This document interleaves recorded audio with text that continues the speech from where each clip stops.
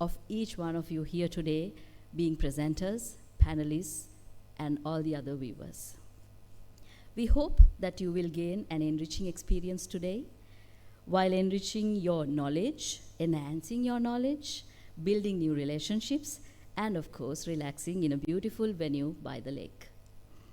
Together with a debut team of student compeers, hosts, and a debut team of organizing committee, I'm Kaushali Amaradivakara, your MC of APIIT International Research Conference 2024. I would now respectfully invite Dr. Chaman Vijay Siriwardana, Consultant Head of Research at APIIT Sri Lanka, to deliver the welcome address.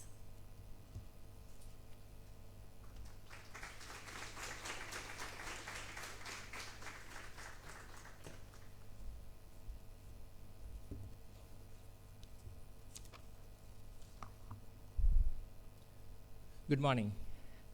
Welcome to APIIT International Research Conference 2024. On behalf of the organizing committee, it is my great pleasure to extend a warm welcome to all of you. I'm truly honored to be a part of this prestigious gathering, which brings together leading academics as well as practitioners in business, computing, and law to collaboratively explore and expand the boundaries of knowledge and innovation.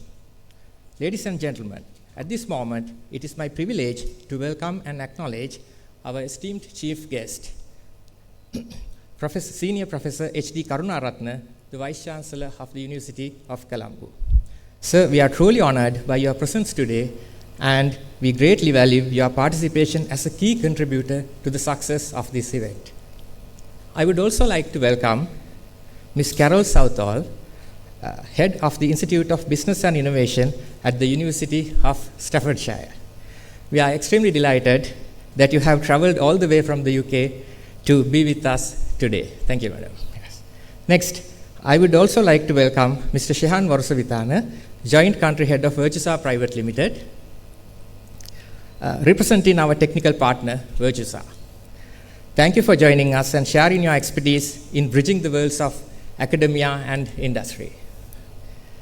I would like to extend a sincere welcome to our esteemed session chairs, the dedicated members of the Best Paper Award selection panels, as well as our diligent paper reviewers. Next, it is my pleasure to extend a special welcome to the Chairman of APIIT, Mr. Bandhu Legodage, the Board of Directors and the Board of Management of APIIT, the staff members, and the students. And let me take this opportunity to congratulate all the authors whose papers have been selected for this year's conference. The acceptance rate this year is less than 50%, so we would like to congratulate all of you for that. Thank you for your dedication and contribution towards the success of the conference. Our theme this year, Crafting the Future Through Bold Research, speaks directly to the spirit of the conference. We believe that AIRC 2024 provides an exceptional platform for experienced researchers as well as emerging scholars to exchange innovative ideas and practical applications that will influence the future of knowledge and innovation. Let me embrace this opportunity to learn, share, and collaborate as we craft the future through bold research. Thank you once again. Thank you once again for joining us, and I look forward to an enriching and stimulating conference. Thank you very much.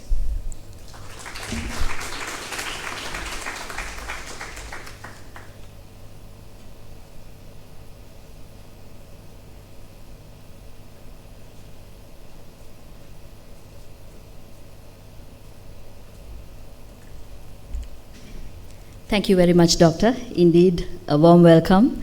And with that, let me respectfully invite Mr. Bandhu Legodage, Chairman of APIIT Sri Lanka, to deliver the opening address.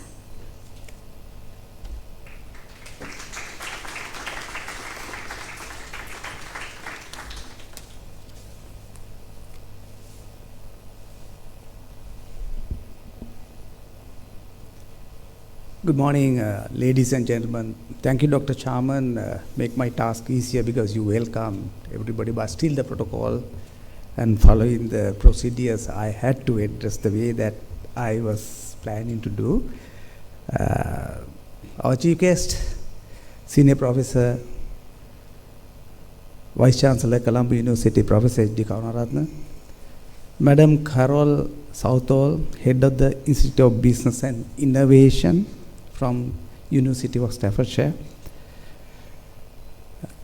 Mr. Shahan Varusavitana, Joint Country Head of Virtusa Private Limited, Senior Vice President, Technology, all external reviewers, the panelists. I'm not in a position to read names, but I'm really appreciate the effort that you all put us together. All research presenters, all university representatives, my colleagues, APIIT. I'll say first names is much easier rather than saying designations. Gamidu to all the head of schools here, Hasuli, Chatura, Rohanta, and Anuttara, all my APIIT colleagues, Head of Research, Dr. Chaman Vijay Sirivardhan and his able APIIT Research Committee. Finally, all the time, good times and bad times, they are always with us. That is my media team. Great honor to privilege to address this historical gathering. So I feel very happy and proud to address this one. Let me share a few important points as highlights of this organization, this event. I must say, with all due past records, this is the first organized international research conference. And this is the first time that APIIT collaboratively do, all schools together, computer, business, law, together having one event. It's a great thing. Not only that, due to our capable organizing committee, we managed to get state, non-state, foreign universities in collaboration. That is what we need. Sri Lanka is not anymore Sri Lanka is international, it's global. It's universe maybe, Shahan, right? So we are working towards that. And the more importantly, academia, industry and student collaboration is also happening. Appropriation, we were discussing with our Vice Chancellor today, this morning, he said how effectively we produce our graduates to, face the demand of the job ability. So that is what all about. So we are happy to say those are the highlights of this valuable historical function in first place. I think it's my duty to say, what do we do from APIIT as a organizational partner or lead or whatever, we have three things in focus, any organization. I believe in that way. First thing is, what we do is basically we protect our core. What is our protect our core? What is our core? We have 25 years of transnational education partnership. That is our core. Known in Sri Lanka or many other countries, known for quality education and legacy. So this is the core of APIIT, that we are going to maintain it. That is our task. So it's first point.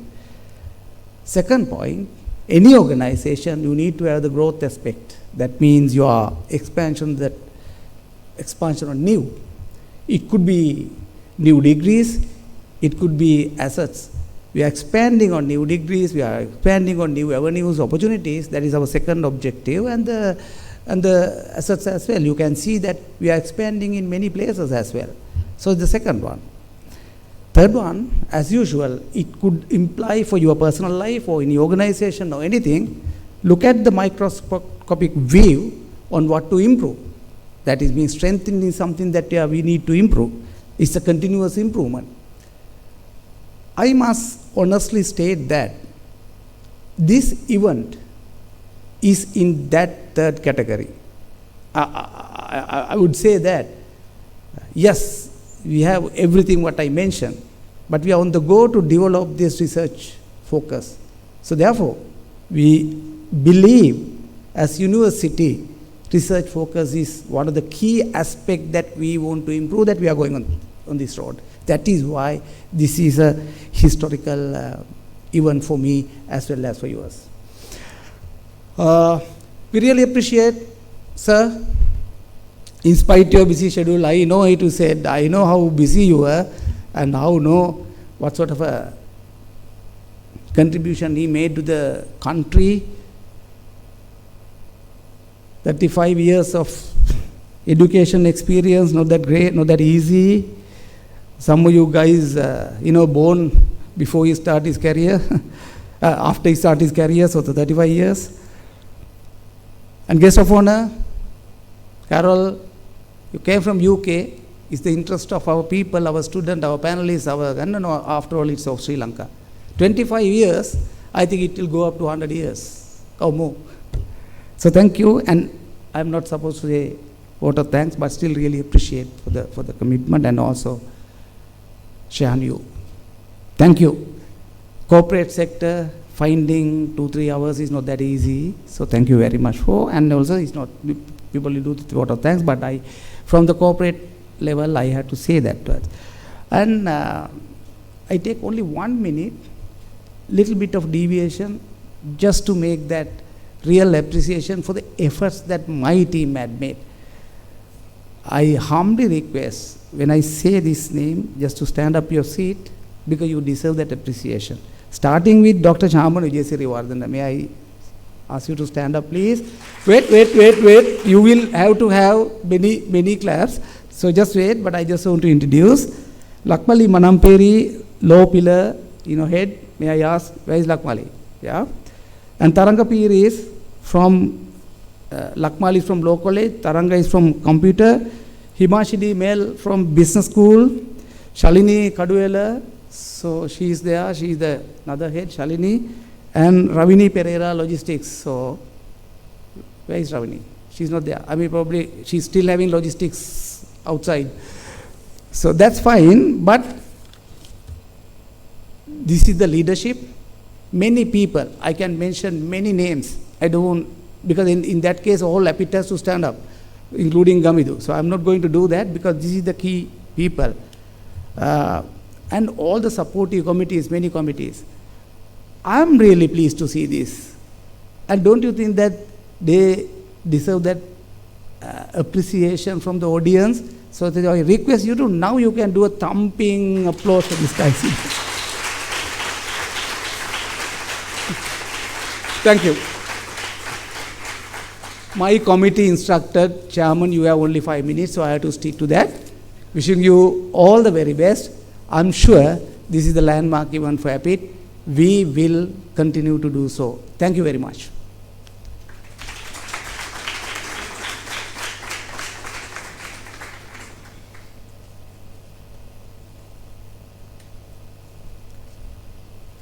Thank you very much, Chairman. Indeed, our inspiration at APIIT. And the ones who are seeing us for the first time, you see how lucky we are. So having said that, thank you so much. And let me now, in inviting the chief guest and the keynote speaker, let me now invite Ms. Taranga Peris, Senior Lecturer and the Co-Chair for Computing of the APIIT International Research Conference 2024, to read the citation.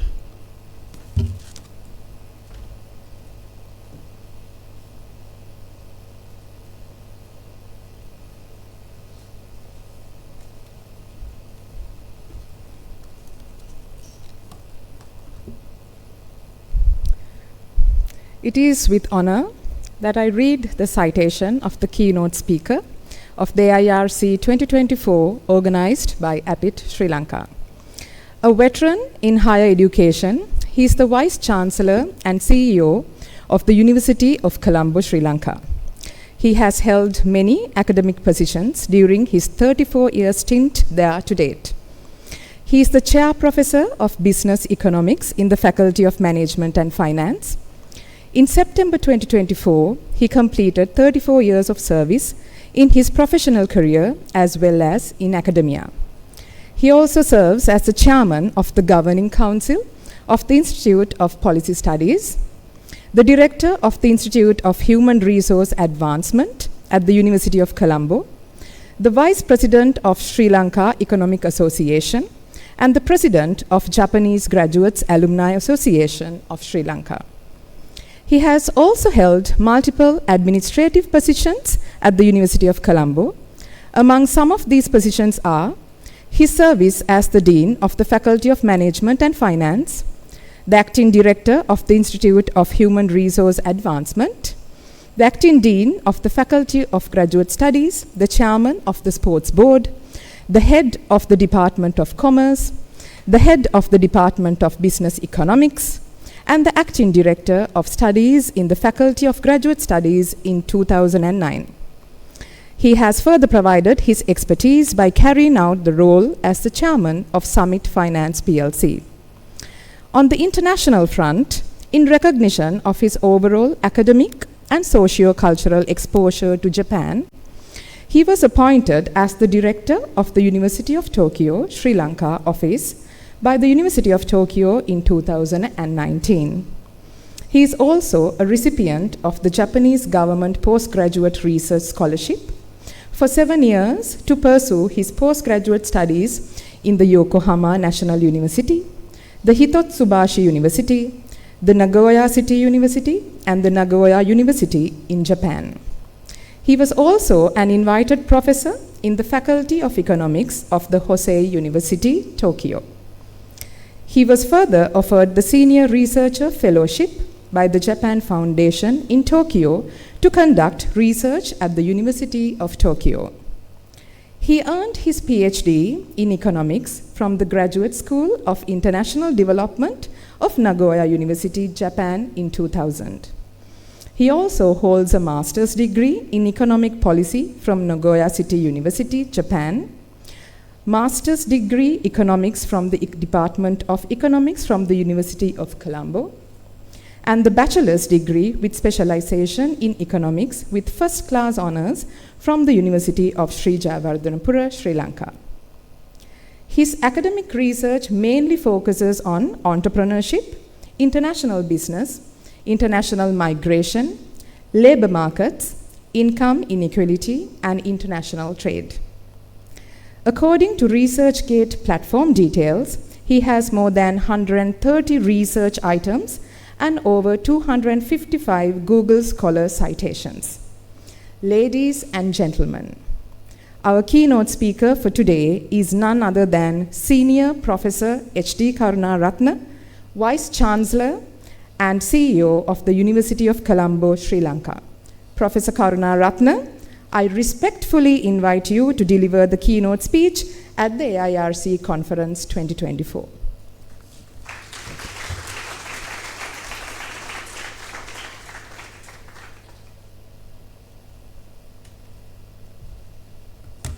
Very good morning to you.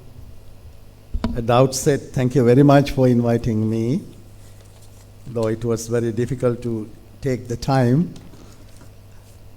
Mr. Bandula Egodage, Chairman of the APIIT Sri Lanka, and Ms. Carol Southall from the Staffordshire University, distinguished invitees, Dr. Chairman Vijayawardena, and all other sectional heads, learning partners. It gives me great pleasure to address you. Very pleasant morning that we all are aware that you are gathered here to listen something on the research. I just want to recollect my memory. In year 2015, the APIIT started the first conference on business and technology. I delivered the keynote speech that day as well. So after 9 years, back to APIIT today. Anyway, that it is a great pleasure. You are going to talk about crafting the future through the bold research. It is, I think, a very important factor. I think it will be working. I hope it will be working. Oh, okay, right, sorry. How can I go back? Yes, okay, right. Okay, actually it is very important to discuss about research. one thing we need to understand the university and research before we start the research. There are 3 types of universities in the world. That, for example, in Sri Lanka, we started universities for teaching undergraduate students, which are the largest number of universities in the world, particularly when it comes to developing countries. Undergraduate teaching universities are the common. Then gradually moving into postgraduate universities, where mostly academic staff holding PhDs and research degrees, then they are moving into postgraduate universities. Thereafter, universities are moving to research universities. That's the usual trend in the world.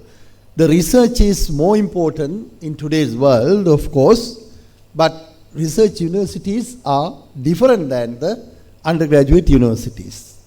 That structures we have to really understand. Sometimes we are criticizing undergraduate universities, they are not doing research. Because the purpose of the establishment of university, say in Sri Lanka, in 1870, the first university was started in Colombo, where the building today I occupy as the Vice Chancellor, College House of the University of Colombo, the first cradle of the university system in Sri Lanka, which was made to start Colombo Medical College, where the main purpose was to train the doctors need for this country. And thereafter, for a long period, we have been increasing number of universities. The purpose is different. Purpose is to accommodate more and more undergraduate students. That is the purpose, because there are, I think, around 300,000 students sitting for advanced level. We want to provide them the undergraduate training. Then after 1978, the new act of the universities, the independent universities started. Those independent universities have given power to start the postgraduate education in Sri Lanka. So the postgraduate education, when we proceed the postgraduate education, we are getting more PhDs, more masters, and more researchers. Then, of course, gradually shift into the research university. So in Sri Lanka, there is no any research university because their objective is only for research, not for teaching postgraduate to undergraduate. But I hope that the University of Colombo is the only one postgraduate university in Sri Lanka, because we have about 13,000 postgraduate students. That's the largest number. Because when you are entering into postgraduate research, only you do real research. In undergraduate, we do introduction to research, certain level of research, but when you go into the mix with undergraduate and the industry, the modern industry, that can happen. But actual research is happening at PhD level or at a researcher's level to use as the useful research. So anyway, we have to target one day to be a research university in Sri Lanka. So that is the main goal now, our university to be a research university in one day.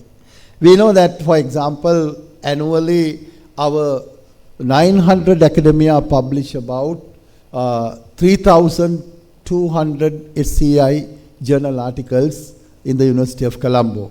So that is why the international ranking, University of Colombo is considered as we think the best 1,000 universities in this year. And we have about 10 academics, they have ranked within the best 2% of scientists named by the Stanford University. So this is the only one university in Sri Lanka having 10 academics as the less than 2% of world scientists in Sri Lanka. But other countries, for example, my exposure to Japan, I have been in 12 years in Japan, they have 45 Nobel laureate. 45 Nobel laureate. The university where I graduated, Nagoya, they have, I think, 7 Nobel laureate. So to their research is that extent. So anyway, we have to think about the level of research and the education, this difference, rather than expecting a huge research from undergraduate universities. But anyway, we know that APIIT started undergraduate, and you are maybe running postgraduate courses also. In future, when you are expanding more and more postgraduate courses, of course the emphasis should be given to the research. And when you have link with the modern industries like IT or ICT, that area you can find more research collaborations, even research projects with the senior professors and undergraduate students. So what I thought to give you a very brief introduction about the importance of the BOLD research. Though you can see here, one thing that we have to acknowledge, the development of knowledge, because without development of knowledge, we cannot call a university. The difference between school and university is that the university is conducting research that is creating new knowledge and disseminating the knowledge. So therefore, we need to do research if you want to advance the knowledge. Otherwise, you will be stuck like a school. Then, of course, we know we need research for economic growth and development.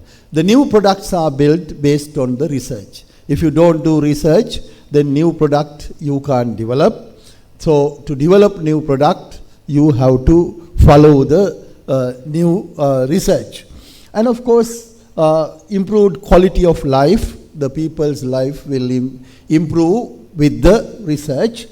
And particularly for Sri Lanka, the why we need research, the number one, what I refer is the database decision making, informed decision making.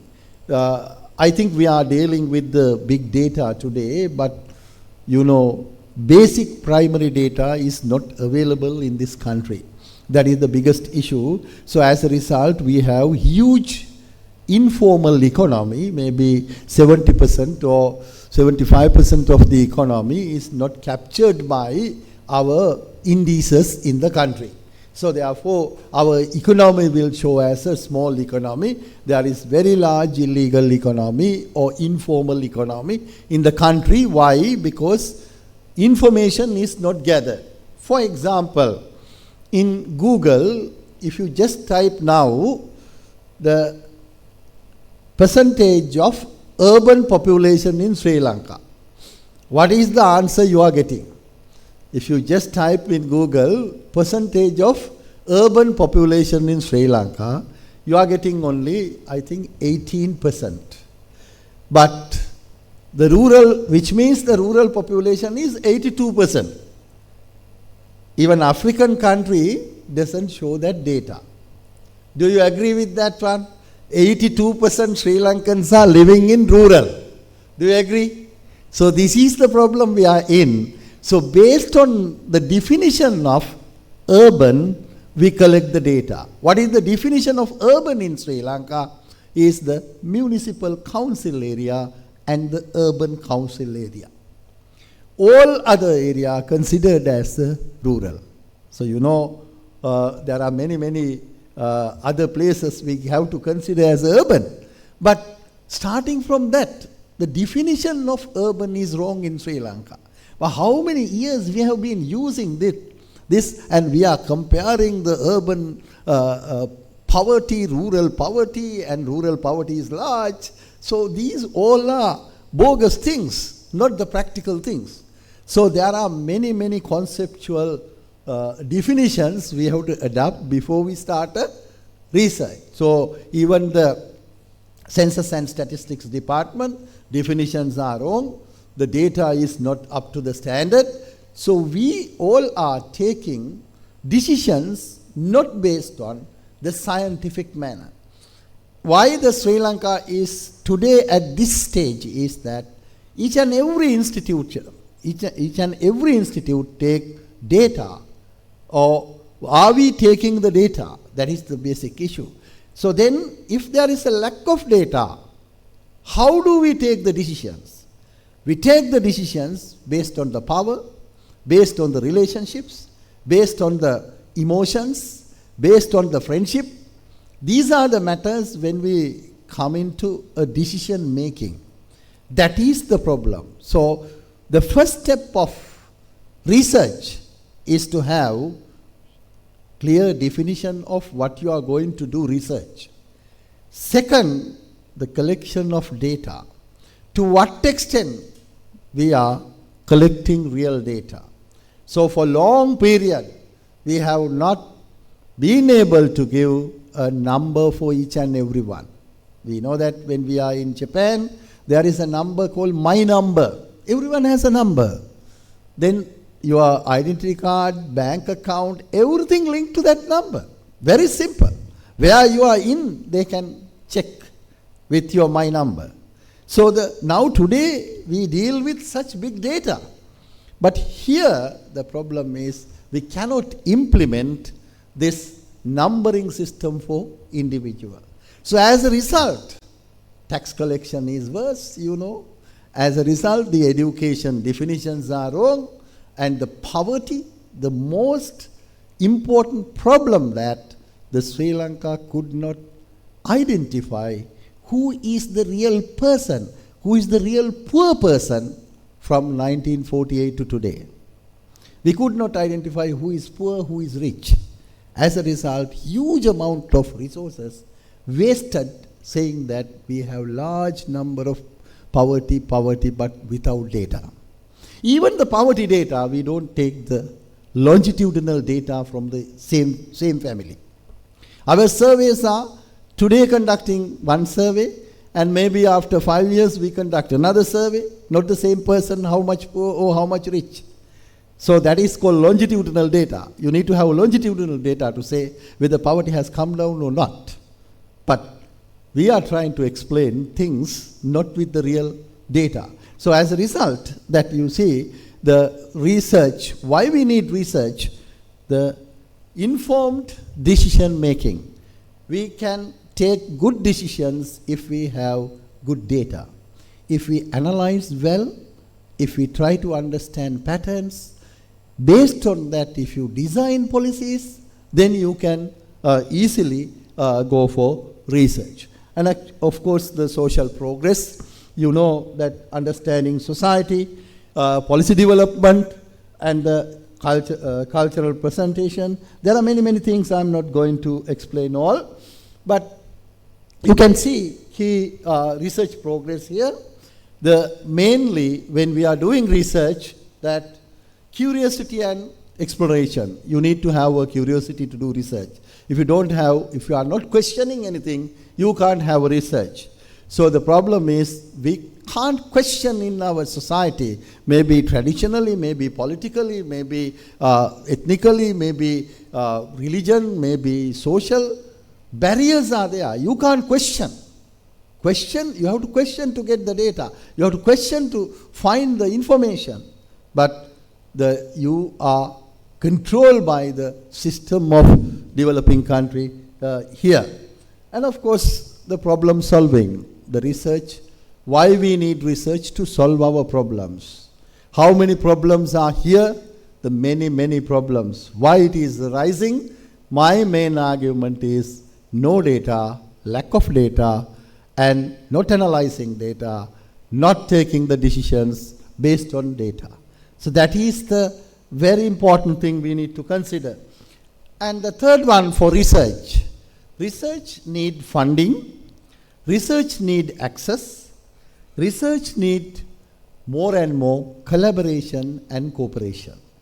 So if you don't do collaboration, if you don't have good network, you can't do research. For research, you need collaboration and cooperation, academia as well as professionals and the decision makers. So all have to collaborate and cooperate to do research. And of course, why I take this as an example, as I explained that I was living 12 years in Japan associated with 8 universities, where I think in the world, Japan is the country who reach with the other type of developments within 2.5 decades, Japan made a miracle. You know that in 1945, that the Second World War made the disaster and devastated Japan. As a result, Japan had to suffer a lot, and they came from the ashes. But from 1955 to 1973, economic growth was about 9%, which is the highest growing country in the world, which has the history called in economic literature as the economic miracle in the world. Economic miracle in the world. How they did that? Basically the research went into the main area. So there are about 785 universities in Japan today. So they do a lot of research, and research companies and all businesses are linked to universities. So as a result, the practical thing going to the cooperations, collaborations, and of course, you see, long-term investment is necessity for research. So all the multinational corporations, they invest more in research in Japan and focus on the fundamental research in Japan. And of course, emphasis on quality and precision. Of course, collaboration and knowledge sharing, as I explained earlier. Government support for research, which is well sounded in Japan. And of course, you can see examples of research excellence in Japan. Examples of research excellence in Japan. Electronic industry in the world, there was a revolution because of the corporations given here, you can see. And even automotives, basically vehicles, and the robotics. So in these areas, Japan excel. Why? Because of they do a lot of research. There are organizations, businesses, collaborate and invest huge amount of money. So our research investment is the lowest component in Sri Lankan budget. So I don't want to take much time. What is the message today? We need to invest in research. If we don't invest in research, there can't be a main thing in the country. So our R&D, research and development expenditure, is very low. There has been for a longer period the demand at least 6% of GDP should be allocated for the education and research. So then we can create research universities. But from the GDP, we are allocating only 0.5% for research. Even companies also not investing much on research. So as a result, the outcome of research is not visible, is not having all the impact. That we know the research is very important. Why? In commercial point of view, to produce new products, new goods, you need research. But before that, my argument is starting from the data. Data is the essential thing. Without data, you can't do research. So people believe that we can do research, but when you go and see the availability of data, due to various reasons, maybe government reasons, maybe individual reasons, cultural, social, political, people are not willing to give information in this country. So as a result, how do you get the information? Then if you get the information, you can start your research. So therefore, there are barriers in particularly political, cultural, social. We need to overcome these things. We have to start this numbering system. When can we go for this my number like the advanced countries today? So without having numbers, you can't get the information. So therefore, this economy is about, I think, 30% or 25% of real economy, but 70% or 75% economy is not expressed in Sri Lanka in terms of numbers in terms of reality. We don't know what is happening. So therefore that, say, 15,000 we have trishaw drivers in Sri Lanka. So general perception is all of them are poor. But majority of them are earning more than school teacher. It is obvious. So are we getting their income record very carefully? Or otherwise, I can see that some were proposing to give them a fuel subsidy also. So the subsidy is giving in this country without watching data. That's why I always argue this country is here today because we could not really identify who is poor, who is middle class, who is rich. No data at all. So as a result, what is happening? We propose various subsidies, various incentives for election purposes. When 5 years coming, we are trying to give more and more promises to the people. So as a result, we cannot move forward. So best thing in this country, we have to start with the data.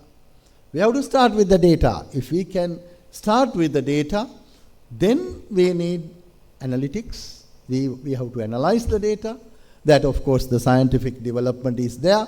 Today, that you have many methods you can easily develop, and then you can understand the real pattern, who is rich, who is poor, what is happening in the economy. Then based on that data, you can engage more research and you can focus. Say, for example, after 10 years' time, where we will be. To say that, you need the primary data. In any advanced country, there is a table called input-output table. You might have heard this, that input means whatever you use for any activity recorded, and how you distributed your final product is recorded. So for entire country, there is a data set. Without that, how can we analyze the impact of tourism in Sri Lankan society? Now, we don't have clear data on tourism. That is number one. Why? Because we often misunderstand tourists and sometimes the people who are coming to work in Sri Lanka. Sometimes some are visiting just within time period. So they are not tourists actually, right? So we don't have real statistics on how much the real tourists come into Sri Lanka. That is number one. So in the tourism industry, say if you want to go from here to 1 million, 2 million, 3 million tourists, how much you need the resources in other area, we cannot predict. Because there is no input-output table. That in the world, economics usually, they started with the input-output table. We are recording this, where are the resources coming, where are the final products going, then the information is there. Based on that, they started analyzing social accounting matrix. And then, of course, they converted it to the computerization. They call computable general equilibrium models, CGE, and based on that, the entire economy simulations they can do how after 20 years, 5 years, 10 years economy will be. So the research is stuck in this country with the data.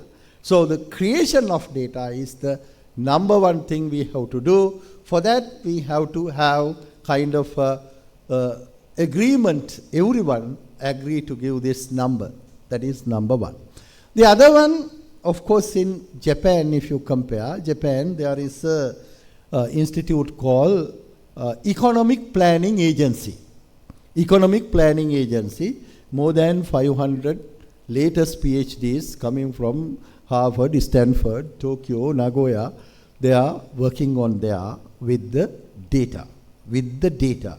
So therefore, they designed the policy. Economic Policy Planning Agency designed the policies, and whoever who come into power has to adopt, should use that policies to the country. So the policy making is based on professionalism. The professionals make the policy. Data is available, data they analyze, and they design the policy. So that, for example, in year 2000, they announced that they will increase the consumption tax from 5% to 8% in 2010. 10 years ahead, they declare that the just 3% increase of the tax will happen after 10 years' time. Right? So whoever the government came after that, they never change it. So 2000 announced, 2010, tax will increase by 3%.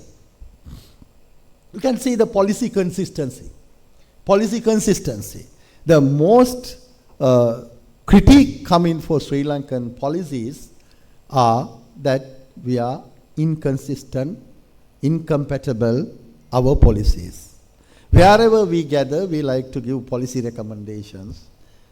Whoever has a team, they like to give policy recommendations. Whoever knows the politicians, they give the policy recommendations. Then we believe that this policy is okay. But it has no any scientific base. We, as the learned community in the world, what we have to do, we have to respect the scientific process. That if you don't follow scientific process in the research, that is garbage. That is nothing. The scientific process, all we know, the collection of information, you have to check the information very well. Then you have to analyze the information.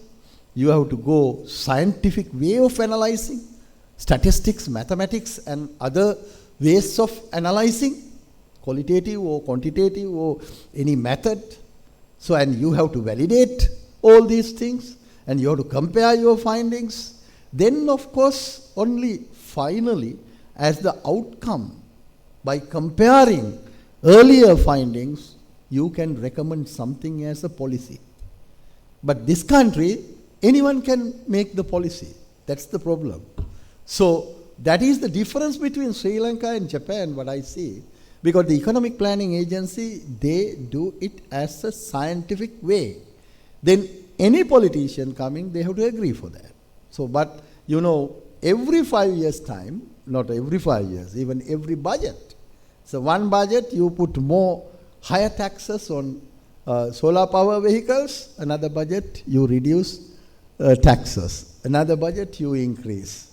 So then how the policies are adapted for Sri Lanka? So policy inconsistency, policy incompatibility is coming. So where we all have to understand that there are scientific training opportunities. Scientific training is essential. Now when you go to doctor, you are ready to explain him whatever the symptoms you are getting. Because you trust 100% doctor, he is qualified, he is trained, he can understand your illness. So you explain everything, he will support you. What about economics? Who are real economists? That is the problem in this country. This country, everyone is an economist. So they believe they can make a policy, they can implement all the time. But we need real training. Without having PhD in economics, without having scientific training in economics, how do they analyze such extent to the data? Without analyzing data, can we take the decisions? We can take, but that is our gut feeling. That is our relationships. That is our emotions. Based on that, we are producing thousands of, millions of policies. If you happen to be a minister or if you happen to be a parliament member, you can see many people propose him that do this, that will happen, then this country will develop. But that is not a way of policy making.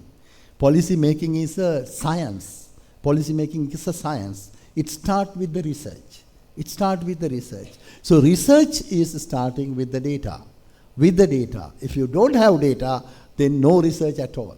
Then you have to create the data. So these are the small things I just want to share with you today in this opening day. This is not to discourage your individual research. Individual, of course, you can collect your data. You can do all these things. This scientific process you need to master in your undergraduate or postgraduate or before you start real national level research, you need to master what is research, and then only collective and collaboration approach is need to make research. Without that, we cannot have a national level policies. So therefore, I hope that your interest, your curiosity, starting to know something is very important to do research. Now, I hope you have done your research paper. Those who are presenting papers, I would like to congratulate you. So you have done a small work, but think that the research journey is exponential. It is not so easy. It is not so limited one. It's an exponential one. So therefore, I hope you will be a productive researcher one day by understanding all these things. Today's conference will provide you some certain guideline, and your seniors or the professors will comment on your findings. So do research publications, start with gradually, then you will understand. But actually I spoke only about the theoretical side, but practical and empirical research or the industry research may be a different way, but you need to master anyway research in your time also. Thank you very much for inviting me in this morning. Thank you.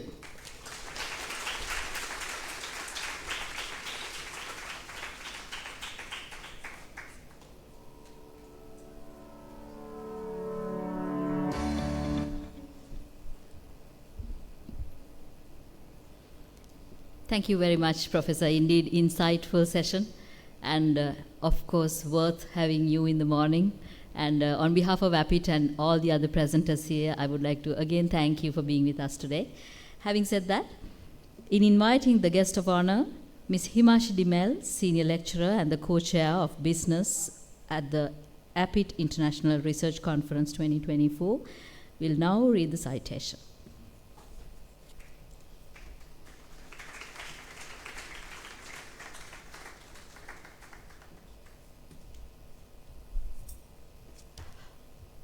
It is with honor that I read the citation of the guest of honor of AIRC 2024.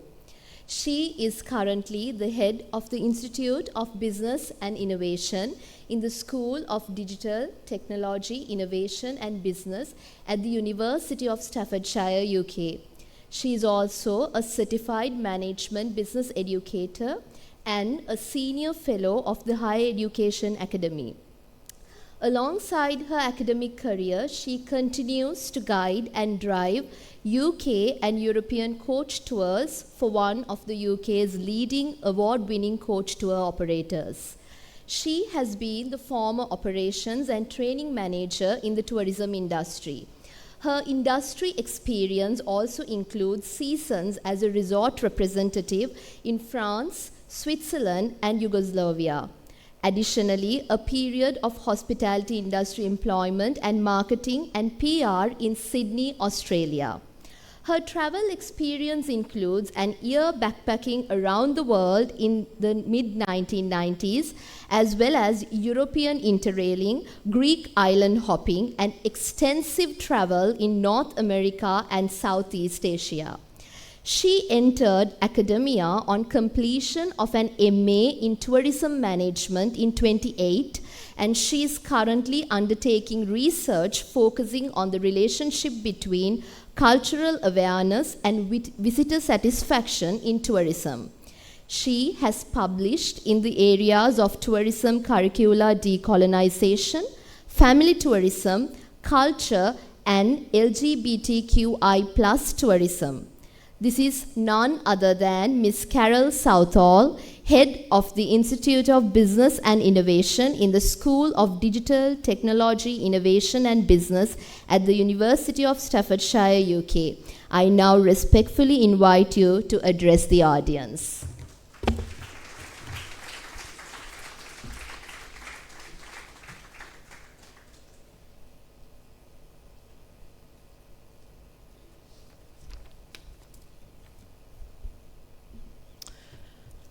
Ayo Bohan, Moma Carol Southall, Vea Para, Sahanavoth Padena, Ayatana Ye Pradhanaya, Staffordshire Vishwa Vidyalaya, Apitlanka Veta, Mama Ade, Dinaye, Obasama Sadara Yen, Pili Ganava.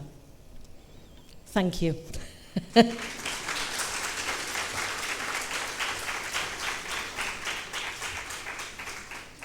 Can I first of all thank APIIT Lanka for a very, very warm welcome this morning. I arrived yesterday from the UK. I'm hoping I won't fall asleep today, but just to give you the heads up. So my name's Carol Southall. I'm head of the Institute of Business and Innovation at the University of Staffordshire. APIIT Lanka's inaugural International Research Conference, Crafting the Future Through Bold Research, focuses, of course, on cutting-edge research in the areas of business, law, and computing. It's a fantastic example of what was alluded to earlier, the innovative collaboration across disciplines, across departments, institutions, cultures, and borders. Cutting-edge research, by its very nature, should be bold and innovative. It should be at the forefront of innovative and exciting developments. It should be something that gives a competitor edge. As bold researchers, we are often disruptors, challenging the status quo and offering new and innovative solutions to ever-evolving challenges. But what are the emerging trends, innovative methodologies, and future directions in research across disciplines? That's the question that I was given to try and answer this morning. So, to some extent, what I should say at this point is that if I could categorically answer that question, I would be far more in demand than I am now. Nonetheless, we know there are several key trends to be aware of that cut across the disciplines that we're focusing on today. Before I identify emerging trends, to address the previous question, the emerging trends, innovative methodologies and future directions, allow me just for a second to reminisce. Allow me to take you back to my childhood, just for a moment, a long time ago though that was, because remembering the past shows us just how much things have changed and how far we've travelled. So as a child growing up in the 1970s, I know, hard to believe, in the UK, when we wanted to speak to somebody, we actually did this really weird thing. We went to their house and we spoke to them. We knocked on their door, we picked up the house phone, there's a wild thought, and we called them. That's if our parents said it was okay to do that. If we were lucky, we went on holiday. I remember going to Spain in 1972 on an aeroplane. I thought I was the best, the most lucky child ever. We often went in the UK, we enjoyed activities, we enjoyed playing with newfound friends. We travelled in a car, if our parents were lucky enough to have one. Now, we can talk to somebody without even pushing a button. Face recognition allows us to access our devices. Voice recognition allows us to call our friends, order dinner, for example. We travel overseas, often to visit family in far-flung destinations. The world has become much smaller in terms of time-space compression. Yesterday, en route to Colombo, I was using in-flight Wi-Fi to speak to family, whilst simultaneously drafting a research proposal and listening to music on the in-flight entertainment system. Our means of transportation has evolved. Our means of communication has evolved, and the way in which we communicate has evolved almost beyond recognition. So when we think about emerging trends and future directions, we should be mindful of where we are and how far we've travelled, both literally and metaphorically, and as well, the impact that direction of travel may have had on our lives, on our careers, and on society. And so here's where the challenges, the emerging trends, the innovative methodologies, and future directions in research across disciplines comes in. In a report published in September this year, literally last week, by Universities UK, the message was very, very clear. Universities have a responsibility to prioritise engagement with the key drivers of our era, of which climate change, artificial intelligence, and bioscience are at the forefront. Emerging trends in business include digital transformation, specifically artificial intelligence, the Internet of Things, blockchain, and sustainability.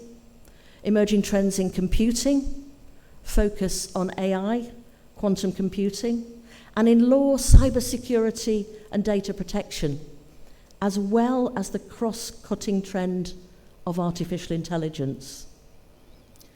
That is by no means a definitive list of emerging trends, but what can clearly be seen is that digital and AI cuts across all three areas.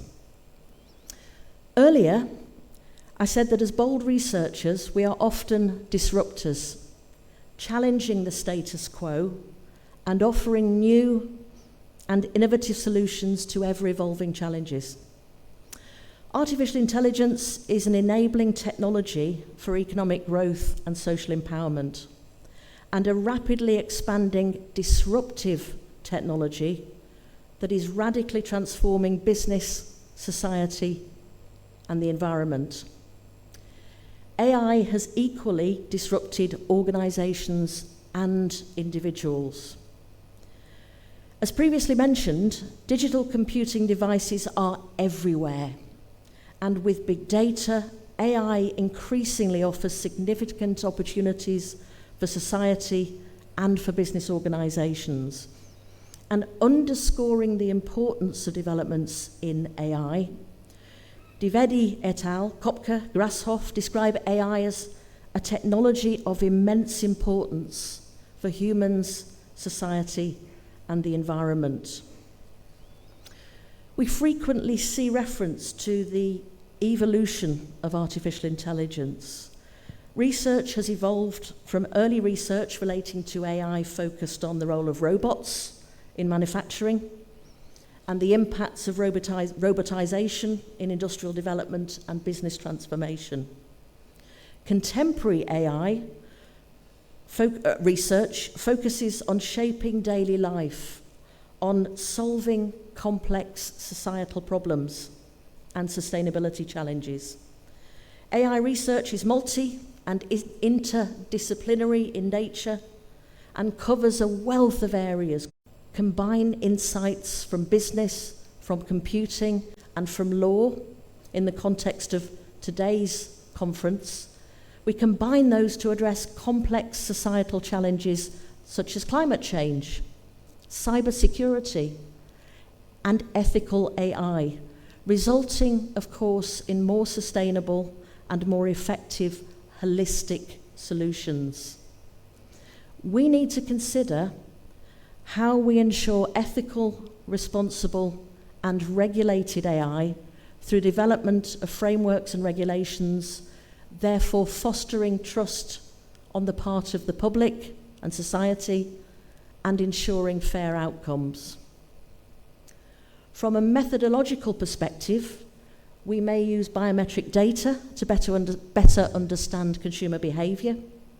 We may use digital twins and simulation to create digital replicas that allow us to simulate, predict, and optimise performance.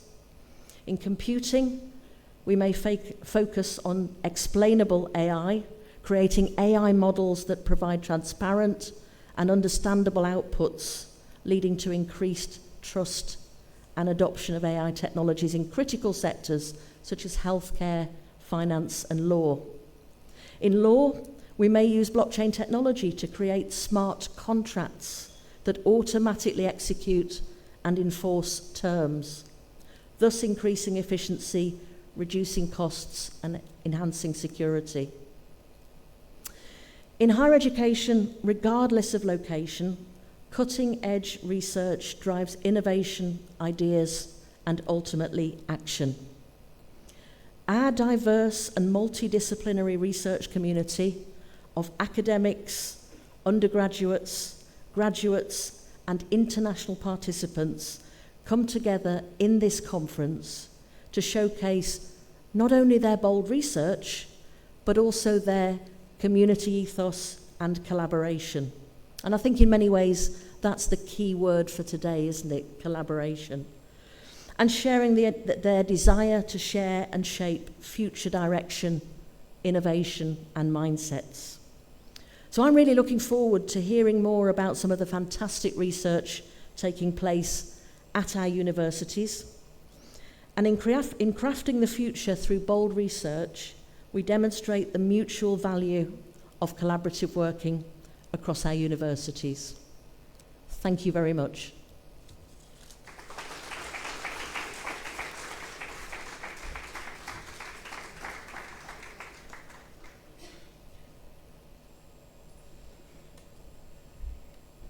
Thank you very much, Carol. Indeed, a pleasure to have you with us today. And with that, let me now invite Mr. Gamindu Hemachandra, Chief Academic Officer of APIIT Sri Lanka, to address the gathering.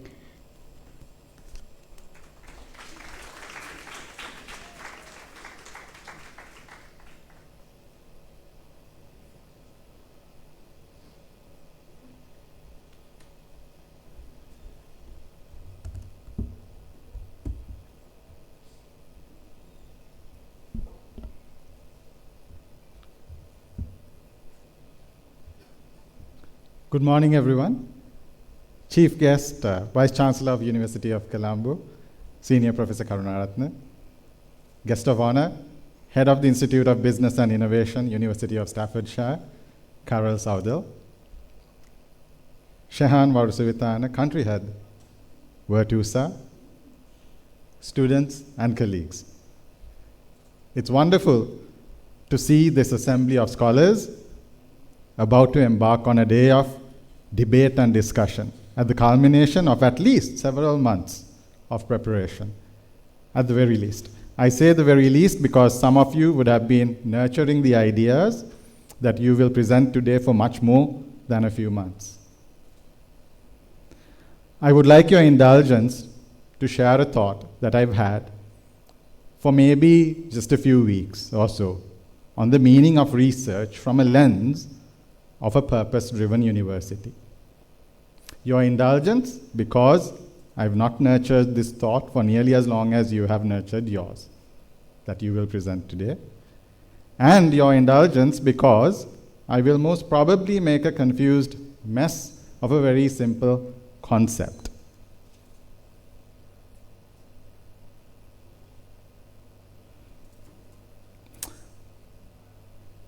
I'd like to share some thoughts on research in a purpose-driven university, Separe Ode. Please humor me. All of you have been quite quiet, so you can get those vocal cords working. Can you repeat after me? Separe Ode. Come on. Separe Ode. Or one more time. Sapare ode. Great. A little subdued, but I won't push it. That was fun. I've just made some of you say something that you haven't the slightest clue what you said. That was fun. I mean, it may have been a Latin expletive for all you know. So let's fix that right now. Sapare ode loosely translates to dare to know, or have the courage to use your own reason. Dare to know, or have the courage to use your own reason. Sapare ode is the motto of the University of Staffordshire and a few other educational institutions around the world. It's not uncommon. It appears on the university coat of arms. It appears on the degree certificates that APIIT and University of Staffordshire graduates will receive at the end of your course of study. Maybe there is a purpose to that, to remind you to have courage to use your own reason even after university. The phrase sapare ode is famously used in the essay answering the question, what is enlightenment? By Immanuel Kant in the 18th century. Kant describes the age of enlightenment as man's release from the self-incurred immaturity. And with the phrase sapare ode, the philosopher asks us to follow a course of intellectual self-liberation through reason. The essay is Kant's challenge, suggesting that the masses have been conditioned not to question what they have been told about the world and its ways. The age of enlightenment is a precursor to, and it overlaps, the scientific revolution and the work of giants like Kepler, Galileo, and Isaac Newton. In his essay, Immanuel Kant urges people to break away from the dogma of the then church and the then monarchy through the use of reason. Maybe this message is relevant in today's context. We may not have a tyrannical church or a monarchy, but we are bombarded by the tyranny of information and misinformation, and as Professor Karunaratne said very aptly, the lack of information. As liberating as the information age is, it may also be enslaving when the most popular idea is projected as truth. Sapare ode, dare to know, have the courage to use your own reason. The meaning of sapare ode is best brought out by the 4th century theologian and philosopher St. Augustine. His writings influenced the development of Western philosophy on which the scientific method is based. Don't rely so much on authority, especially on mine, which is null. There is also a saying, dare to be wise, so that fear may not subdue you more than reason does. If St. Augustine were here today, he would say, don't rely so much on authority, especially on mine, which is now. Dare to know, dare to be wise, so that when this avalanche of TikTok, Twitter, Instagram, 1 million research conferences, and 1,000 journals may not subdue you more than reason does. So I'm glad that Carol actually said, let's explore the past because that will show us the way to the future. Because I'm going from the 18th century Kant to the 4th century St. Augustine to finally come to the earliest known origin of the phrase sapare ode. The original use of the phrase sapare ode appears in the first book of letters by a Roman poet, Horace, in the 1st century. He says, he who has begun is half done. I would say, he who has begun is already half done. Dare to know, begin. The phrase is the moral to a story in which a fool wants to cross a stream and he's waiting until it ceases to flow before attempting to cross it. In saying he who begins is half done, dare to know, begin, Horace suggests the value of human endeavor, of persistence in reaching a goal, of the need for effort to overcome obstacles. The other side of the coin of intellectual inquiry is effort. APIIT is striving to be a purpose-driven seat of learning.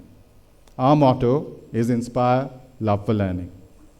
What is learning if not daring to know? What is learning if not the toiling away, the burning of midnight oil, perfecting an idea? Lakmali, Taranga, Himashi, Shalini, and Ravini. As the co-chairs, you are living our purpose. Thank you. Presenters, panelists, honored guests, participants, thank you for helping us live our purpose. Okay, so now that most of you, if not all of you, are thoroughly confused, I think it's time to stop. But then confusion probably isn't such a bad thing in today's context. It sets the stage for all of you, panelists and presenters, to bring clarity during the rest of the day. Sapare ode, all of you. And let me quote Horace one more time. He who has begun is already half done. Dare to know, begin. Have a good day of discussion and debate.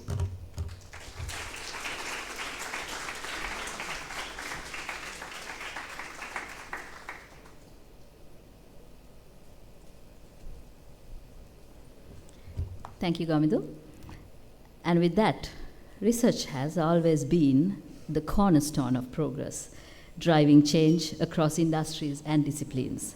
Let us now take a few minutes in joining a fruitful panel discussion on crafting the future through bold research. Please bear with me as we change the setting our stage for a panel discussion with the guests who are here today.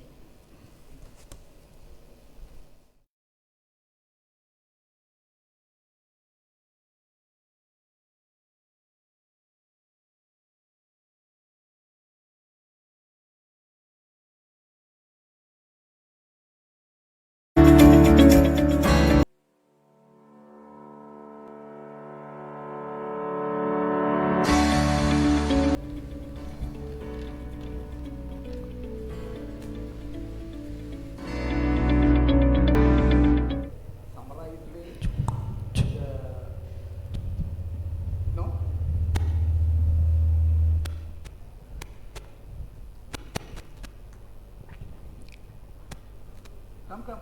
We have patience. Come. That's okay. Now what am I supposed to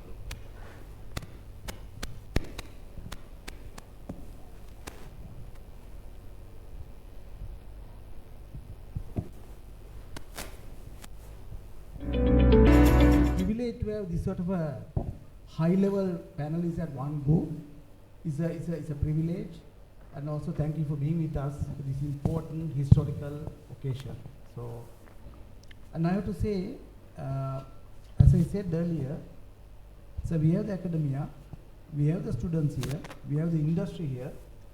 So therefore, this panel discussion captured the entire expression what you said. The rules basically apply for like this, first round and the second round. First round we are asking your specific area particularly, the one question. Second question is the open question that where you want to emphasize. So that's how it works in 2 rounds. Depending on the time, I might open this forum for 1 or 2 questions, focusing whoever the panelists here, not me particularly. So for them, so that's how it's going to work. So again, I would like to ask the first question from our chief guest.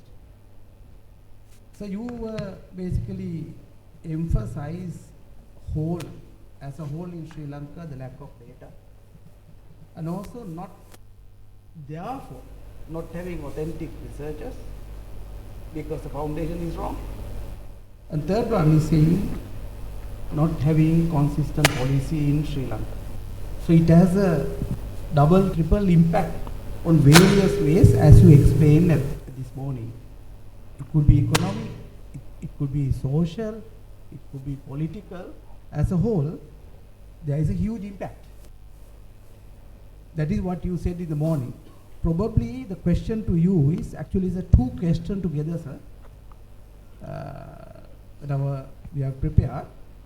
First is, how do you see research and innovation contributing to national development priorities in Sri Lanka? And the second portion is, and what policy decision should be taken to strengthen this field? So, it's a bit broader question, sir. Two questions together. Adi, over to you.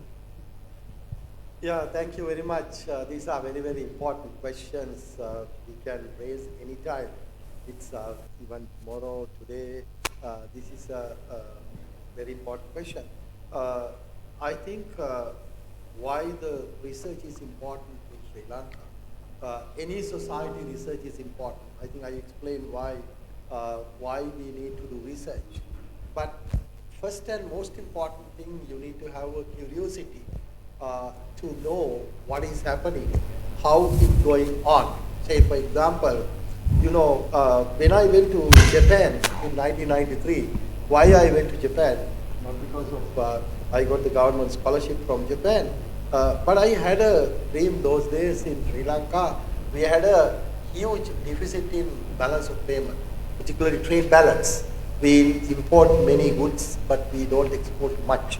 There is a dollar shortage. There has been dollar shortage. So in the meantime, I saw that when I checked the data, Japan has been exporting more and they have trade surplus, more dollars coming to Japan. So my curiosity was to why I went to Japan to do research, to understand trade patterns, how the Japan developed in trade, and how they get the excess dollars to the country.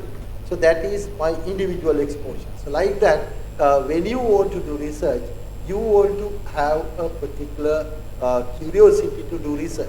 But at the country level also, we need to understand what are the basic issues, we have to focus first. There are many things, when you take a national level policy making, there are many things. If you analyze very carefully why we are here today, there are two main issues. One is that the Sri Lankans are lacking with the financial literacy. We all think about our income, but we don't think about our expenditure. We never plan our expenditure very well. So usually financial literacy is coming from the culture or education. Unfortunately, these two roots are not so heavy in Sri Lanka. Very weak roots, even culture or even the education. The financial literacy is not taught in the country. So therefore, individual basis, people take bad financial decisions, and the institutional level, people take bad financial decisions, and country level also we take the similar financial decisions where we are trying to spend more and more while we are not trying to capture the income and fit the gap. So therefore, I think the initial roots, if we go back to actually the culture and the education, where we have to correct the financial literacy. If you, for example, if you take the number of business owners, entrepreneurs in the country, that is very low when we compare with the advanced country. You know that in Sri Lanka, Department of Census and Statistics, they conduct survey which is called labor force survey, where the total population and working crowd, unemployed crowd, people who are seeking jobs, everything recorded, which is called labor force survey. So according to that we say we have 22 million population, but only 8.5 million are what we call labor force in the country. But out of which also only 2.8% people are the business owners or enterprise owners. So there are various aspects we can go into roots. For example, if you ask any general person in Sri Lanka, why don't you start a business? What is the common answer coming? So the common answer coming that I am thinking to find more money. If we have more money, we can do a business. So that is a myth. You know that over 1 million housemates from Sri Lanka in the Middle East countries, and around 4 million Sri Lankans out of the country, out of this 22 million. So this 4 million, when they left, what was the image? Everyone thought that, the majority, at least 70% people thought that I need seed money. If I have certain money, I'll come back to Sri Lanka and start a business. So it's the real myth, because to start business you don't have to have money. So it is the base of the financial literacy. So that the number one thing in the country, in the education, because culture is not much supporting, so education, we have to mobilize our people in terms of financial literacy. So what are the policies, even country level? Say, we know our government, if you take any irrespective of the political region, if you take any government, every year our expenditure is going on and on. Are we really doing analysis on our expenditure items and why these are going up, and how do we curtail this expenditure? No, we always go with the income side. We say the tax revenue is coming down, and the tax is not sufficient. That also, and of course, when it comes to tax also, what we do that we don't do actual analysis. We always just arguing that the VAT and the indirect tax and direct tax composition or something like that. But again, we know the root is coming from the data. Root is coming from the data and my number. That's what the suggestion. So there are many things to study about when we talk about the national level policy making, going into grassroots level, coming back into the macro level statistics. Everything we have to understand very carefully. So I hope that part of education, part of the other side also they are in the policy making. So policy making is a science. As I told you, it should be done by a deeper understanding and taking the all aspects into account.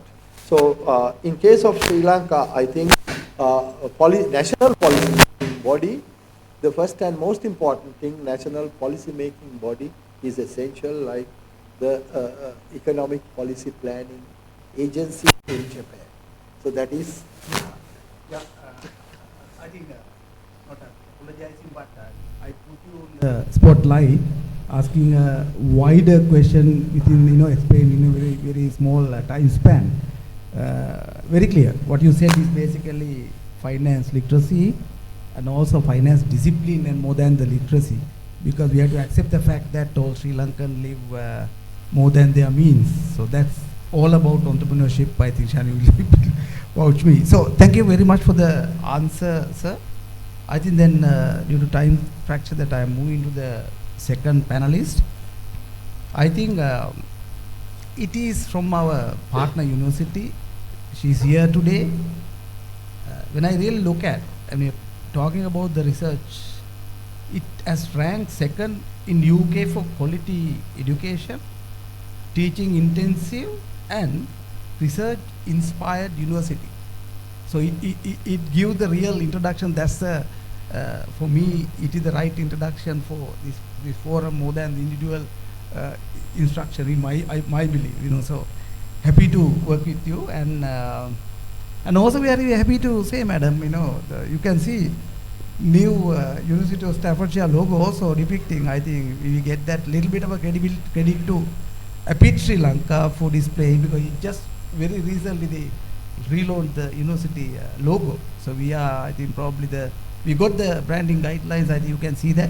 We are very happy to say that. And madam, coming back to the subject and the question that you are talking about this morning, emerging trends in various areas, especially you are focusing on digital transformation and AI. Keywords, you talk to these youngsters, I also hear certain things. Some way back, they're talking about supply chain and logistics. Now it has changed. It is basically now digital transformation and AI all the time. I mean, I agree with you on the presentation where it is more appropriate. Now I will ask you the question. So, could you please elaborate on the role of research and innovation at the University of Staffordshire and how it contributes to the academic growth? So, over to you, madam. Yes, thank you. Can you hear me? Yes. Yes, fantastic, thank you. I think the first thing to say is that there's the obvious role in terms of research-informed teaching. So at Staffordshire we are very focused both at undergraduate and also at the postgraduate level on research-informed teaching. Also contribution to national policy development, the research excellence framework in the UK, the next one of which is scheduled for 2029. And research, of course, is very, very, very much embedded in the future strategic direction of the University of Staffordshire. And you mentioned our rebrand. That is literally only as of last week, although we've been working on it, I guess, for about 18 months. So very, very much embedded in our strategy going forward. We are a civic university. We're very, very heavily invested in place, in our local community, in supporting larger enterprises, but of course also in supporting the proliferation of small and medium-sized enterprises across the city of Stoke-on-Trent and the wider Staffordshire region. And we're also keen to pursue collaborative research with our international partners, which I think is absolutely fundamental to progressing research. Research will also maintain the relevance of the university moving forward in what is, as you've just mentioned, very much a digital and knowledge economy. For our students, engaging in research gives them the critical skills to address real-world problems. It really, really is those critical skills to address the real-world problems that have already been mentioned this morning, and also to harvest innovation. And the skills learnt by doing research are the skills of our future leaders. And it's that critical capacity to bring together multiple streams of data and evaluate and assemble solutions that's the real challenge of research. And it's the challenge of the wicked issues that we face and the digital world. So in many ways, I guess we see, regardless of undergrad, postgrad definitions, we see all of our students not only as learners, but also as researchers. And of course, for our colleagues at Staffordshire, research provides that critical value added. I mentioned AI this morning. If artificial intelligence can correctly summarize existing knowledge and compartmentalize it in seconds, it's in the space of research that academics can arguably best make their contribution. And it brings the future into the present and provides, through their research, learning and innovative co-produced experiences with students and communities. So, if anything, research is more and more central to the University of Staffordshire and to the university's role as we move forward. It ticks all the boxes in terms of our research excellence framework, our global partnerships, our social value, but it might, moving forward, be the critical defining characteristic of its broader offer to students and communities. Madam, thank you, madam. And also, thank you for the entire expression, but in the same time, I just want to, not only we introduce the new logo, I mean, I'm sure that we are basically introduced 3 new degrees, engineering, biomedical, and psychology for Sri Lanka. So we are in the process of continuous improvement, as I said in the morning. So we have the lovely university with us working together. I'm sure we are clear about what we are doing, and the support that you are extending from Staffordshire University is remarkable. I think it's time for me to say that as well. So, thank you. Thank you. So let me move into the next question. I'm happy to hear the industry representing very promising and important industry partner here. Namesake Virtusa.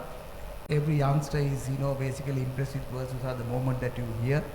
So we want to get the industry lead to have this situation. So thank you for representing entire industry here, Shehan.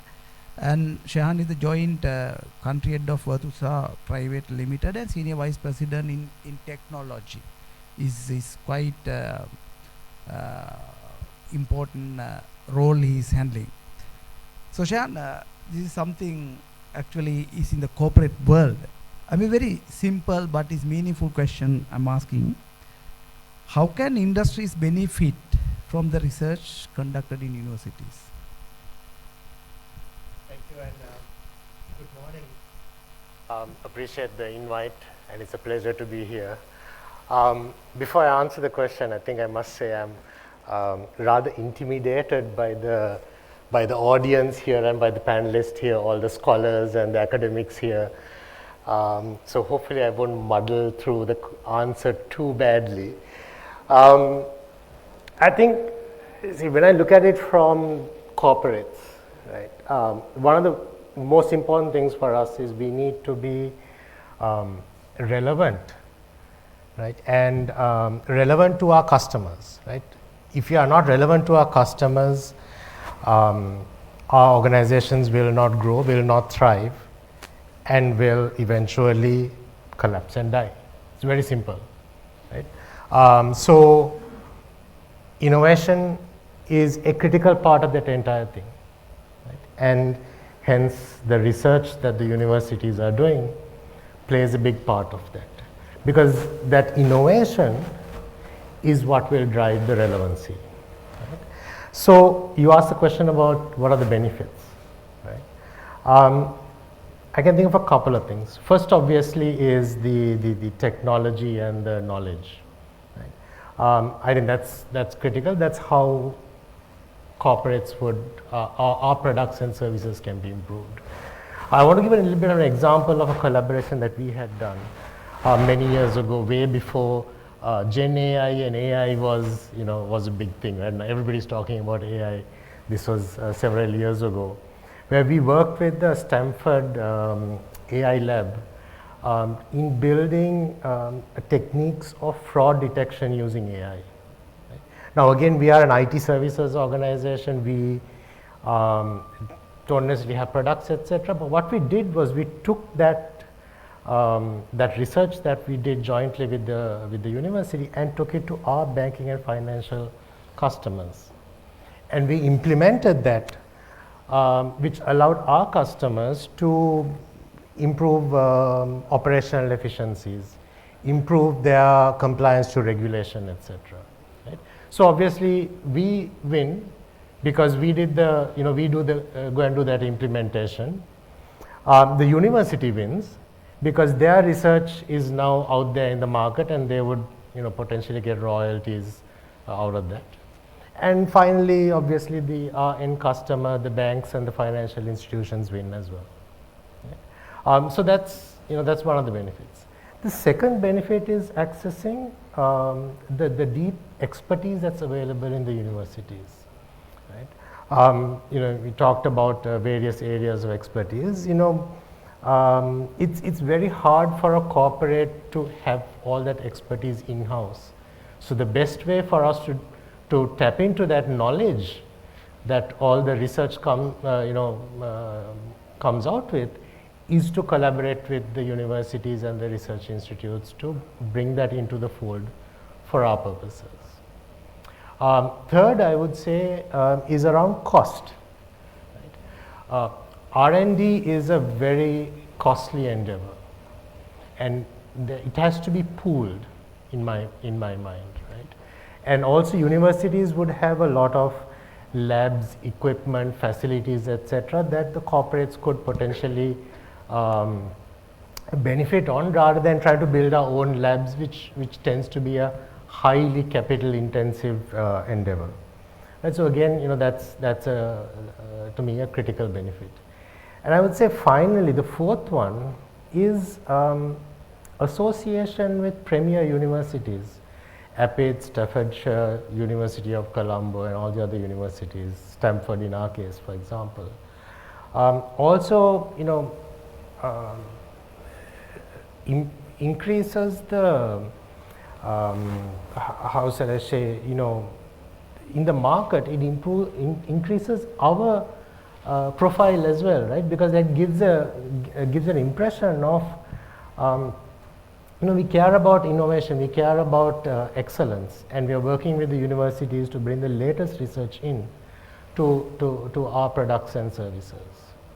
And so I think those are some of the 4 key benefits I can think of. Yeah, Shan, you summarize and re-endorse the fact that much more needed innovation and renovation is basically as the result of research, right? I mean, innovation cannot happen, or innovation cannot happen without a research.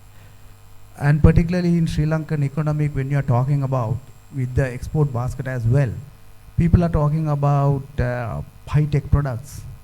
High-tech products, basically we believe that it is coming out of the result of research and development, right? So, listening to our chief guest, so that effort has not been taken, like emphasis on spending on research and development required level.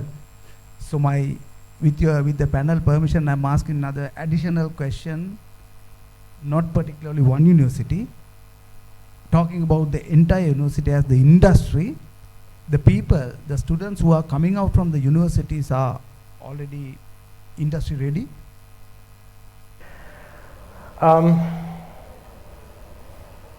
That's a tricky question to answer. Absolutely. That is what I would put to the other way. Yeah, I don't want to, certainly I do not want to demotivate or to be too brutal, but couple of things that come to mind. Right? I think our kids that are coming out have good academic knowledge. Right? What I think work needs to be done on is confidence, ability to communicate, and flexibility. If those 3 things can really be encouraged and improved, I think our kids are unstoppable.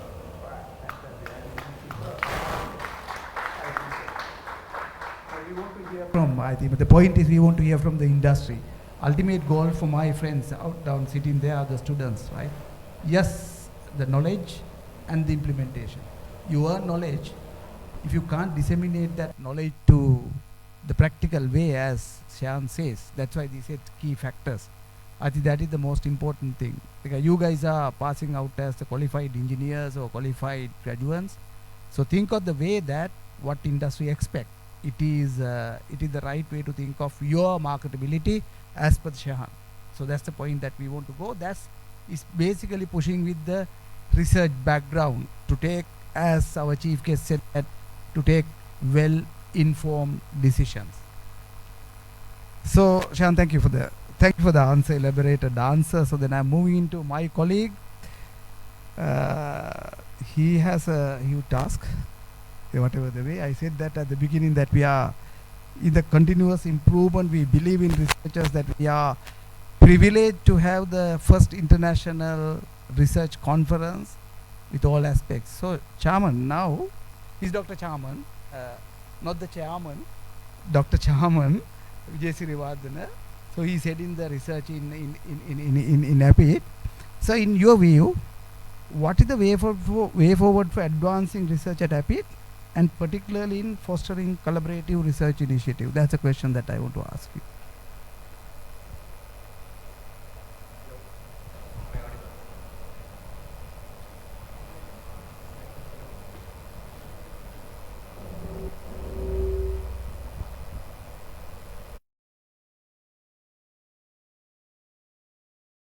Good morning, everyone.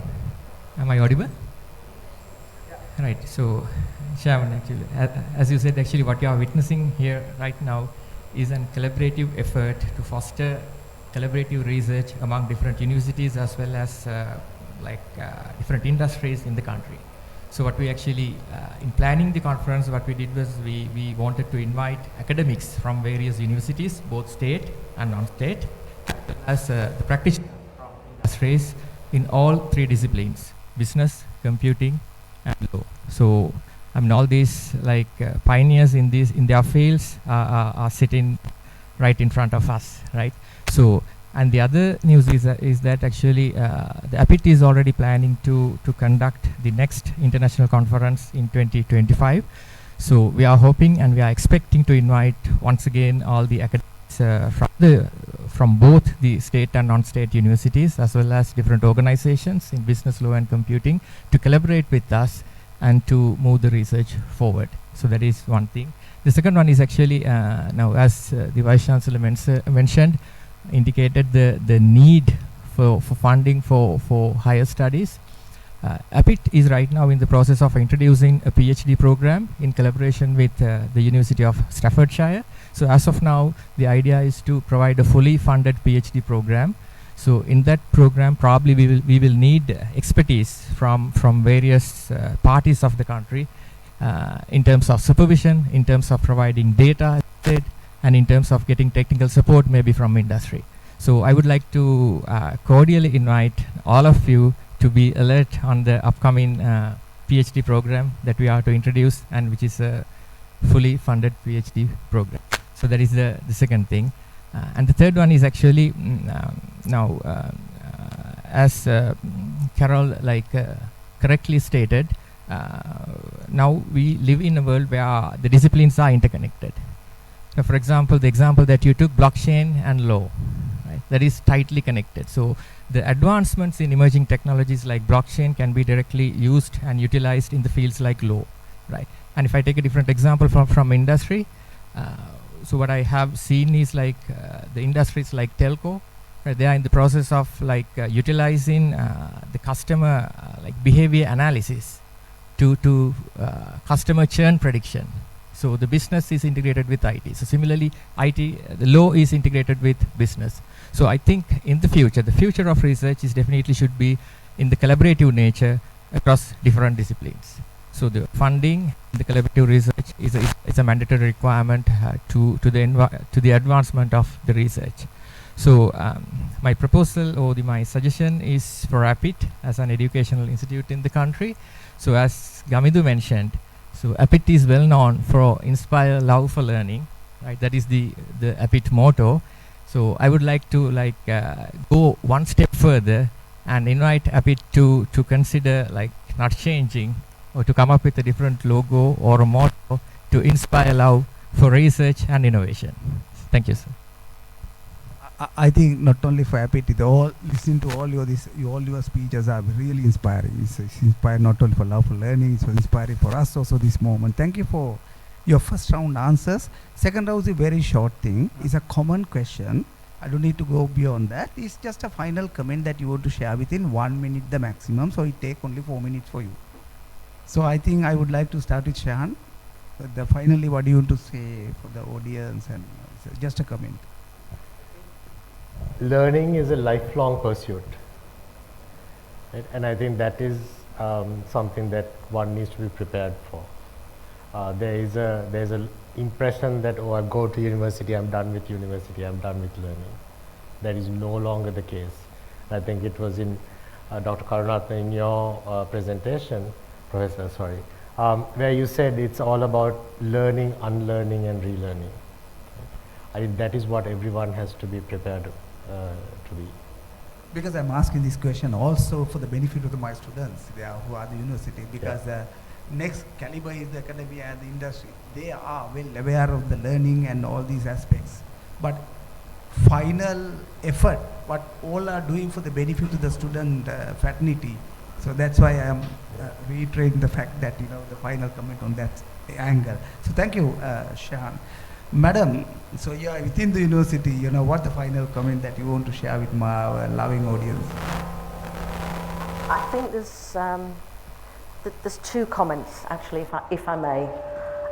The first one for me is around collaboration, and that's collaboration on the part of academics, working with industry, but also each other, not only within institutions and across disciplines, but also across borders, and I mentioned that a little bit earlier. I think is absolutely fundamental, because we need to learn from each other across cultures and across. It's incredibly important. And the other point, just to make very quickly, is to add a fourth characteristic or skill, if I may, to yours, which is that of resilience. You talked about flexibility, but I think resilience is absolutely key, and it's that ability to go down or to make mistakes, but actually then, as my parents have always told me, pick yourself up, dust yourself off, and move forward, and perhaps do something a little bit differently. But the key is resilience, and it's about making mistakes and accepting that we will, because we all do, and then learning from them and moving forward. But resilience is absolutely key. Relearning, now you are talking about the resilience, so incredible. So incredible the outcome, so coming for this. That's why you are invited here, sir, madam. Okay. Moving into our chief guest, final comment, sir. Yeah, actually, very wide area where the first thing that you need to have curiosity and maybe available resources. Are we really using is a matter? Am I audible? Right?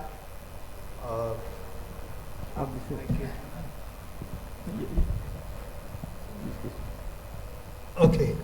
Now, for example, many of us have smartphones. So, have you done any research that how the smart part has grown in the phone, and to what extent smartphone you are using as a smart part? So, learn first the smart part of the smartphone. That is actually real learning, because we pay more than, I think, 100,000 for a phone today, but still we use the earlier functions. Take a call, take a photograph, upload, that's all. But uploading is a very, very negative thing today. The downloading is very negative thing, but uploading, to what extent you upload something valuable to others. So that is very important. I think deeply engaged in the social media. You might have seen my Facebook. I have 14,500 followers. So at least sometimes 4 to 5 uploads coming per day. Some days 10 uploads coming. Not only myself, but it's dealing with, because today that you have to use the positive thinking.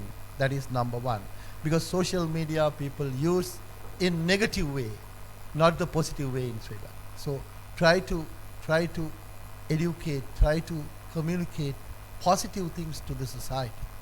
So knowing reality, what we have to do. So therefore, what I ask you, if possible, think what is in your fingertip to learn something. So start with the smart part of the smartphone. Thank you.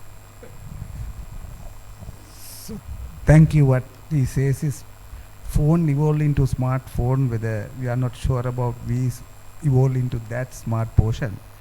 I'm asking myself also. So, in fairness to that question, you know, so whether you are really using the smart part well. I mean, it's a way of thinking. Yes, sir. Thank you. We need to evolve with the technology. We need to evolve with everything, the trends and everything. What did you just said the classic example? Whether you evolve with the smart portion, even the phone is has already evolved in a smart version. Thank you, sir. And final comment of you, Doc. Right. So actually, we all are gathered here, as I said previously, to explore and expand the body of knowledge of these three different disciplines: business, computing, and law. So with that, my message is a different one.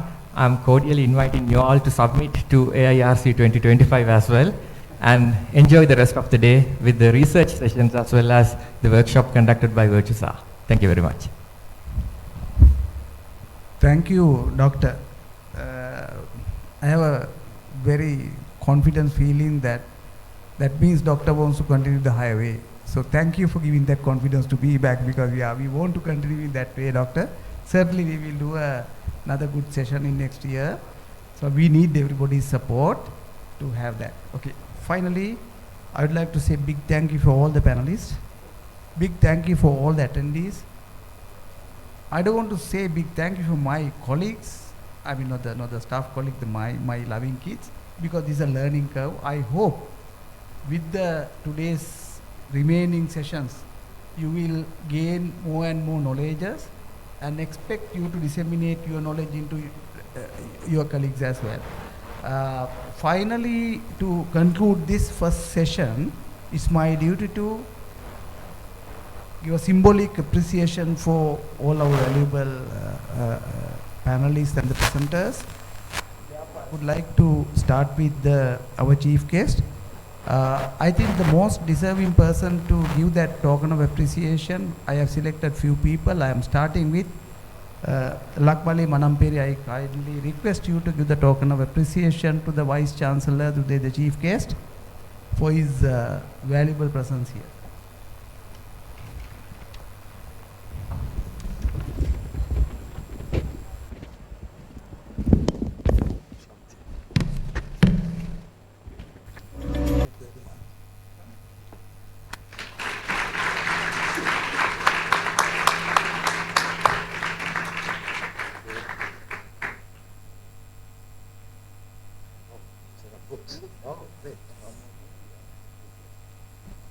And research proceedings, sir. We have 3 schools. Oh, sure. Because of the size of the book, so we divided into 3 schools. That's why you are having 3 books. Sure. So he's researcher, so we are happily giving to you. Sure. The next person actually is in-house. So it's our partner, University of Staffordshire. Again, Madam, thank you for your presence again. So I would like to cordially invite Himashi to do the honors as the co-chair. So, done.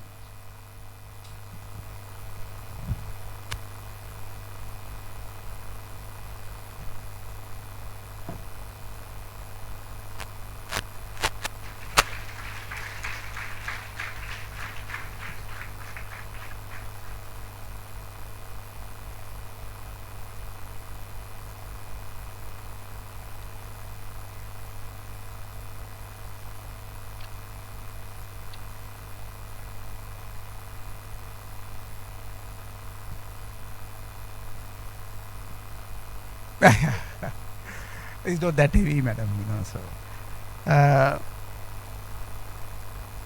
Shahan, as I said earlier, thank you for being with us.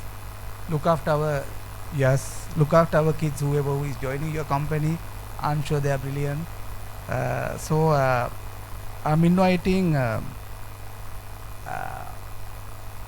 from computer faculty. So I'll ask Taranga, Madam Taranga Peris to do the honors.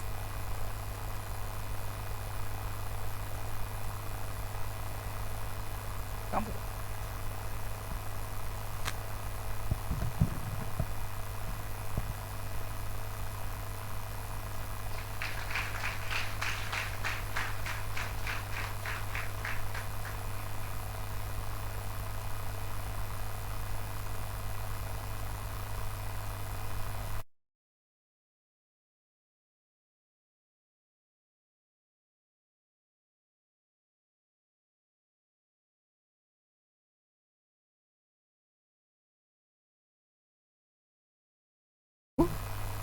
when I was walking before inside, I heard these wordings, research conference is so far so good. I believe that it is so far so good. This is the end of the first session. The sessions are starting and we are meeting for the final award ceremony at the evening. So over to you, Kaushali. I don't know what to. Thank you very much for all the panelists. So, Kaushali, thank you. Thank you, sir. Thank you. Thank you. Thank you. Thank you. Thank you. Thank you, madam. Thank you very much. It is very nice. Shyam, thank you very much. Super. Thank you. Thank you. Kaushali, over to you. Checking one. Thank you very much for a lovely panel and a discussion that is fruitful for a start for the day. Ladies and gentlemen, this brings us to the end of the opening ceremony of APIIT International Research Conference 2024. We will now break for refreshments and commence the paper presentations by 11:45 as follows. Paper presentations will be held in 2 sessions, morning sessions pre-lunch and then afternoon session as post-lunch. In support of multiple presentations, a running lunch will be available at the main restaurant and the presenters will be guided in groups. Business sessions will be held in level 4. Computing sessions will be held in level 1 and level 3.